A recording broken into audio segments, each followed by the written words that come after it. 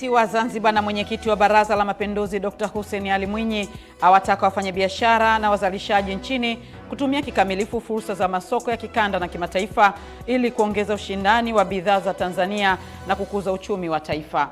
Na katika michezo, mashindano ya masoko kapu yanayoratibiwa na Africa Media Group Limited yameendelea kutimua vumbi jana jioni, ambapo katika uwanja wa chuo cha utalii timu ya soko la Buguruni ilitupa nje timu ya Sinda Market kwa kuwafunga goli 2-0. Habari ya asubuhi, mtazamaji wa Channel 10, karibu katika kipindi chetu cha asubuhi njema. Utakuwa nami Beatrice Eric ambaye nitakusomea taarifa ya habari, na baadaye nitapata nafasi ya kuangazia vichwa vya habari vilivyopewa kipaumbele katika magazeti yaliyotufikia hapa studio kwa asubuhi ya leo. Karibu tuanze na taarifa ya habari. Rais wa Zanzibar na mwenyekiti wa Baraza la Mapinduzi Dr. Hussein Ali Mwinyi amewataka wafanyabiashara na wazalishaji nchini kutumia kikamilifu fursa za masoko ya kikanda na kimataifa ili kuongeza ushindani wa bidhaa za Tanzania na kukuza uchumi wa taifa. Ifuatayo ni taarifa zaidi. Akizungumza wakati wa kufunga maonesho ya 50 ya biashara ya kimataifa ya Dar es Salaam Sabasaba, Dr. Mwinyi amesema maendeleo ya sekta ya biashara na viwanda yanategemea matumizi sahihi ya fursa zilizopo pamoja na usimamizi madhubuti wa sera na mipango ya maendeleo. Rais Mwinyi amesema serikali itaendelea kuweka mazingira bora na wezeshi kwa biashara na uwekezaji kupitia utekelezaji wa sera, nidhamu na uwajibikaji ili kuhakikisha sekta ya biashara na viwanda inaendelea kuchangia kwa kiwango kikubwa katika ukuaji wa uchumi wa nchi. Alielezea kuwa mafanikio ya maonesho ya Sabasaba yanaonesha wazi kuwa Tanzania ina uwezo mkubwa wa kujenga uchumi wa kisasa na wenye ushindani. Kwa pamoja tuna jukumu la kusimamia matumizi sahihi ya rasilimali za umma kwa uwazi na uwajibikaji. Kwa upande wa TanTrade, tunapaswa kuendelea kutafuta fursa za masoko na kuhakikisha huduma wezeshi zinapatikana ili kuwasaidia Watanzania kunufaika na fursa hizo. Waziri wa Viwanda na Biashara Judith Kapinga amesema maonesho haya ni ushahidi wa safari ya Tanzania katika kujenga uchumi unaotegemea uzalishaji, biashara, ubunifu na ushirikiano wa kimataifa, huku yakiendelea kuwa jukwaa muhimu linalowaunganisha wazalishaji, wawekezaji, wanunuzi na taasisi mbalimbali, ikiwa ni pamoja na kufungua fursa za masoko, teknolojia, mitaji na mikataba ya kibiashara inayochochea ukuaji wa uchumi. Kwa wafanyabiashara wetu, Sabasaba imekuwa zaidi ya maonyesho. Imekuwa darasa la biashara, soko la bidhaa, jukwaa la ubunifu na mahali pa kujenga mahusiano ya muda mrefu ya kibiashara. Kwa wawekezaji, imekuwa dirisha la kuona uwezo mkubwa wa Tanzania katika viwanda, kilimo cha biashara, madini, utalii, huduma na uchumi wa kidijitali. Kwa vijana na wabunifu, imekuwa thibitisho kwamba ubunifu unaweza kubadilishwa kwa biashara zenye ushindani wa kimataifa. Tunapoelekea katika hatua nyingine ya maendeleo ya uchumi, ni muhimu kuendelea kuwekeza zaidi katika ubunifu, matumizi ya teknolojia ya kisasa, biashara mtandao na uzalishaji unaozingatia viwango vya ubora vinavyokubalika kimataifa. Hatua hizi ni msingi muhimu wa kuongeza ushindani wa bidhaa na huduma zetu katika masoko ya kikanda na kimataifa. Sehemu ya mauzo ya nje, yani export, maonyesho haya yamechangia kwa kiasi kikubwa kuongeza upatikanaji wa masoko ya kimataifa kwa waoneshaji, ambapo 61.3% ya waoneshaji wa bidhaa walinufaika kibiashara na ushiriki wao. Waoneshaji pia walipata maulizo, yani late orders za mauzo ya nje yenye thamani ya Tanzania shilingi bilioni 1.125. Hii ni takwimu hadi jana na tunaendelea. Hii inaonyesha ufanisi mkubwa wa maonyesho katika kuwezesha mahusiano ya kibiashara kimataifa, kuvutia wanunuzi na kukuza mauzo ya nje. Kutoka Dar es Salaam, mimi ni Faraja Kihongole wa Channel 10. Asante Faraja Kihongole kwa taarifa hiyo. Waziri wa Fedha Balozi Hamis Musa Omar amesema maboresho ya bandari ya Tanga yamewezesha ongezeko la mapato kutoka bilioni 48.2 kwa mwaka mpaka kufikia kukusanya bilioni 434.79 ikiwa ni makusanyo ya mwaka jana. Taarifa ya Raya Kipingu inafafanua zaidi. Ni ziara ya kikazi ya Waziri wa Fedha Balozi Hamis Musa Omar mkoani Tanga, ambapo anajionea matokeo ya maboresho yaliyofanywa na serikali baada ya kuongezeka kwa makusanyo katika bandari ya Tanga kupitia Mamlaka ya Mapato Tanzania TRA mkoani hapa. Sasa kwa mwaka taasisi zetu mbili hizi zinakusanya shilingi bilioni 434.79. Tumetoka bilioni 48 TPA na TRA kwa pamoja, ambayo ilikuwa ni sawa na wastani wa asilimia wa shilingi bilioni 4 kwa mwezi. Leo hii tunakusanya bilioni 434.79 sawa na wastani wa shilingi bilioni 36.23, kutoka bilioni 4 mpaka kufikia bilioni 36. Na hii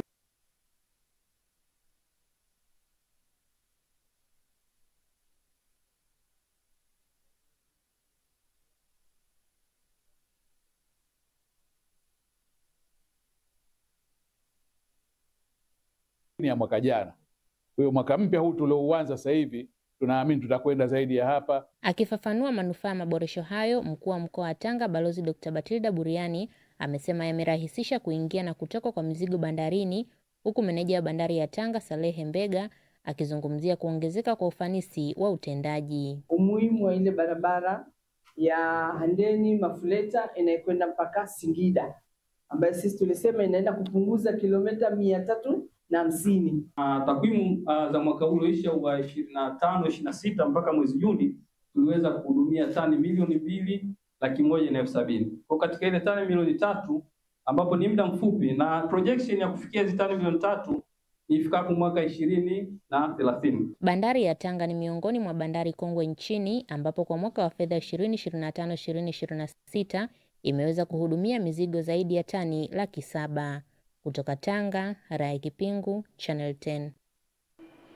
Serikali imewataka waajiri wanaowazuia watumishi wa umma kuhamia maeneo mengine ya kazi kuzingatia sheria na kanuni za utumishi wa umma, huku wakikumbushwa kuwa uhamisho ni haki ya msingi ya mtumishi inayopaswa kushughulikiwa kwa kuzingatia taratibu na misingi ya kisheria.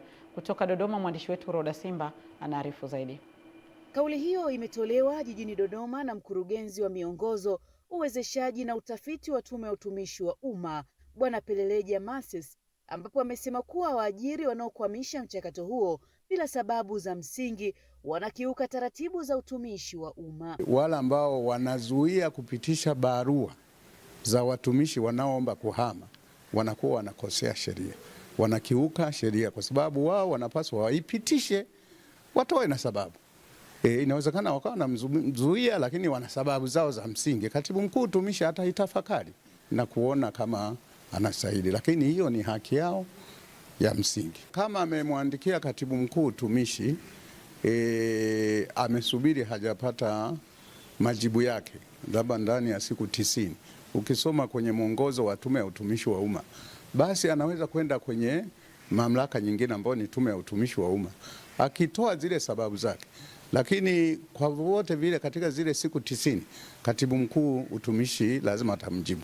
Kama hakumjibu, anaweza kwenda sasa Tume ya Utumishi wa Umma akieleza sababu zake, na tume nayo inaweza katafakari kuhusu watumishi kuelewa na kufuatilia sheria za utumishi wa umma pamoja na kanuni zake. Mkurugenzi wa huduma za sheria wa Tume ya Utumishi wa Umma, Bwana Chazi Mulamula, anaeleza. Tunatoa wito kwamba watumishi wa umma wajitahidi kuuliza au kusoma, kufuatilia sheria za utumishi wa umma, na kwa kiwango kikubwa sheria za utumishi wa umma na kanuni zake zinazingatia sana haki za watumishi wa umma.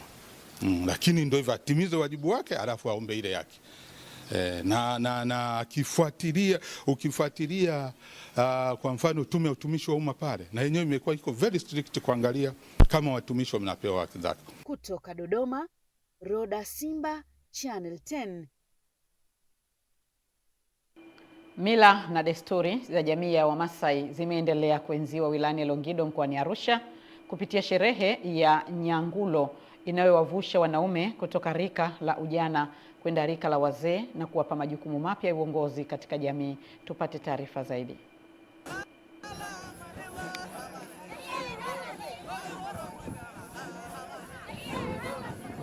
Kwa mujibu wa wazee wa jamii hiyo ya Kimasai, sherehe hizo huanza nyakati za alfajiri kwa taratibu za kimila, ikiwemo kunyweshwa maziwa, hatua inayoashiria baraka, heshima na mwanzo wa maisha mapya.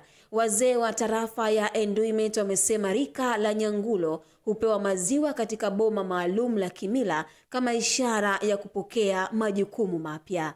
Kuna vijana 29 tunawapa maziwa kwa ajili ya kustaafisha rika kutoka kwenye kunywa maziwa wakiwa wengi na kunywa mwenyewe.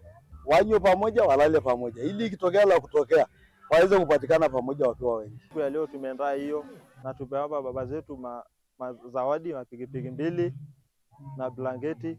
Tumewazawadi maana wametupeleka mbali, wameanzisha mbali kutulea. Mwenyekiti wa halmashauri ya wilaya ya Longido amesema mfumo wa rika unaendelea kuwa nguzo ya mshikamano, maadili na maendeleo katika jamii ya Wamasai. Sasa ili uwe mzee kwetu sisi, hatua ya kwanza ni kuanza kutengeneza mahusiano na familia yako. Naye mkuu wa wilaya ya Longido Salum Kali amesisitiza umuhimu wa kuendelea kuhifadhi mila na desturi zenye tija sambamba na kudumisha amani, umoja na maendeleo ya wananchi. Nchi, mimi niwaombe sana, pamoja na shughuli ya mila, endeleeni kuimarisha amani, endeleeni kuimarisha upendo. Msikubali mtu atakayepita hapa kuja kutuvuruga. Esther Mtebe, Channel 10. Asante Esther Mtebe kwa taarifa hiyo. Jumla ya wananchi 24,000 wa wilaya ya Wete mkoani Kaskazini Pemba wanatarajiwa kunufaika na elimu ya uhifadhi na utunzaji wa mazingira kupitia mradi unaotekelezwa na Taasisi ya Misitu ya Jamii Pemba wenye lengo la kuongeza uelewa kwa jamii kuhusu matumizi endelevu ya rasilimali za misitu na kukabiliana na athari za mabadiliko ya tabia nchi. Taarifa ya Masanja Mabula kutoka Pemba inasomwa hapa studio. Zungumza baada ya uzinduzi wa mradi huo, baadhi ya wananchi wameahidi kuendelea kushiriki kamilifu katika shughuli za upandaji wa miti, matumizi endelevu ya rasilimali za misitu ili kulinda mazingira. Nufaika vya kutosha kwa sababu tumepata mwamko wa upandaji wa miti ya mikoko na vile vile kuhifadhi mazingira. Ni jamii ya sehemu ya mradi huu. Faida imeanza kupatikana. Maeneo mengi yaliyokuwa koko zimeondoka, sasa hivi zimejirudi katika hali ya kawaida kupitia juhudi ya wananchi ambao kwamba wako katika kufanya marejesho katika maeneo hayo. Masuala ya upandaji mikoko katika jamii, kwa sababu katika jamii katika shughuli la upandaji wanawake ndio asilimia kubwa, ni 80% kwa 20%. Mkurugenzi wa Taasisi ya Misitu ya Jamii Pemba, Mbaruku Musa Omari, amesema kati ya wanufaika hao wananchi 4,000 watanufaika moja kwa moja kupitia mradi huo. Mradi wa Zanzibar Adapt umelenga kuwafikia wanufaika wa moja kwa moja 4,000 na wanufaika wasio na moja kwa moja 20,000 kupitia maeneo makuu matatu, ikiwa ni pamoja na swala zima la women empowerment and gender equality. Taasisi zote zilizoelezwa hapa tulikwenda kwa wanajamii kutoa elimu ya kuanzisha KOFMA ama uhifadhi shirikishi wa maeneo ya misitu. Uzinduzi wa mradi huu umefanywa na mkuu wa mkoa wa Kaskazini Pemba Bi Mgeni Hatibu Yahya, ambaye amesema uhifadhi wa mazingira ni jukumu la kila mwananchi. Kwa hiyo tuangalieni tu baada ya uhifadhi tuna kitu gani chengine ambacho tunahitaji kuwezeshwa. Ziko taasisi ambazo zimeelekezwa kuwasaidia makundi haya kutunza mazingira yetu kwa amani yetu sisi na vizazi vinavyokuja. Wananchi wenzangu, rasilimali zote zinapaswa kulindwa. Ni Masanja Mabula, Channel 10, Pemba, Zanzibar. Serikali inatarajia kugawa vyandarua milioni 1.5 vyenye thamani ya zaidi ya shilingi bilioni 22 kwa wakazi wa mkoa wa Mara, ikiwa ni utekelezaji wa kampeni ya kutokomeza ugonjwa wa malaria katika mkoa huo, huku mkuu wa mkoa huo Kanali Evans Mtambi akiagiza kuchukuliwa hatua kali kwa wale watakaobadilisha matumizi ya vyandarua hivyo, ikiwemo kuvulia samaki na kufugia kuku. Musa Makali ana taarifa zaidi. Mkoa wa Mara ni miongoni mwa mikoa inayoshika nafasi ya pili katika viashiria vya hatari ya ugonjwa wa malaria, na sasa serikali inachukua hatua za haraka kuhakikisha vyandarua vinatolewa pamoja na kuua mazalia ya mbu katika halmashauri zote za mkoa huu wa Mara, ambapo mratibu wa kampeni hii kutoka Wizara ya Afya Wilfred Mwafongo akiutaja mkoa wa Mara kuwa ni mkoa wa pili kitaifa. Mkoa wa Mara ni wa pili kwa maambukizi ya malaria nchini, ikifuatiwa na mkoa wa Kagera ambao una 24% hivi, na mkoa wa Mara una 22 pointi. Mkoa wa mwisho kabisa ni mkoa wa Iringa ambao una kama 1%.